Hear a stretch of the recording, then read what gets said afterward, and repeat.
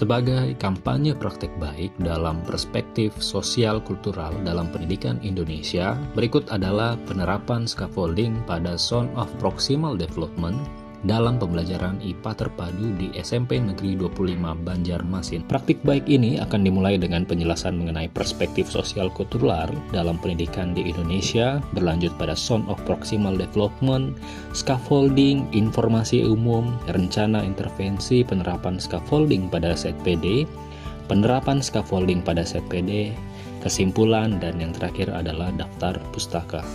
Dalam perspektif sosial kultural dalam pendidikan di Indonesia, menekankan pentingnya dalam memahami dan mempertimbangkan faktor-faktor sosial, ekonomi, budaya, dan politik yang mempengaruhi proses belajar mengajar. Hal ini bertujuan untuk menciptakan pendidikan yang inklusif, relevan, dan bermakna bagi semua peserta didik, dengan memperhatikan keragaman budaya dan konteks sosial peserta didik. Berlanjut pada Zone of Proximal Development, keyakinan Vygotsky akan pentingnya pengaruh sosial pada perkembangan kognitif anak direfleksikan dalam konsepnya mengenai zona perkembangan proksimal. Zona perkembangan proksimal adalah istilah Vygotsky untuk rangkaian tugas yang terlalu sulit dikuasai anak seorang diri, tetapi dapat dipelajari dengan bantuan dan bimbingan orang dewasa atau anak-anak yang terlatih.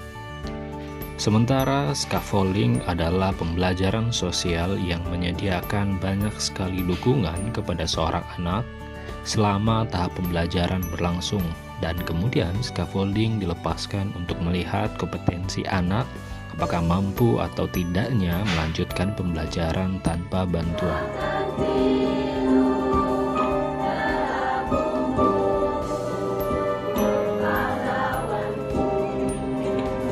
Adapun rencana intervensi dalam penerapan scaffolding mulai dari model pembelajaran seperti project based learning dan problem based learning, kemudian strategi pembelajaran yaitu pembelajaran berdiferensiasi, kemudian pendekatan pembelajaran dengan teaching at the right level dan culturally responsive teaching, serta berbagai metode pembelajaran seperti ceramah, diskusi, demonstrasi, simulasi, dan proyek.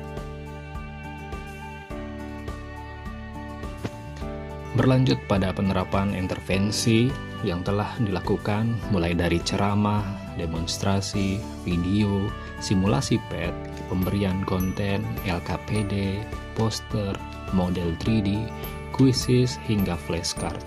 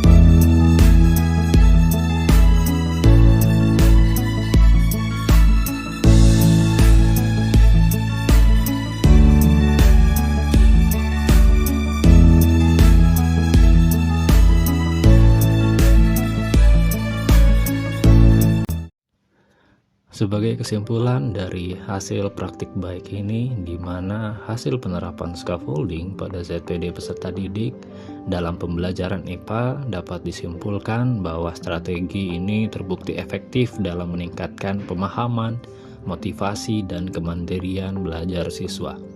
Scaffolding membantu siswa belajar dengan cara memberikan dukungan yang bertahap dan tepat waktu sesuai dengan ZPD mereka.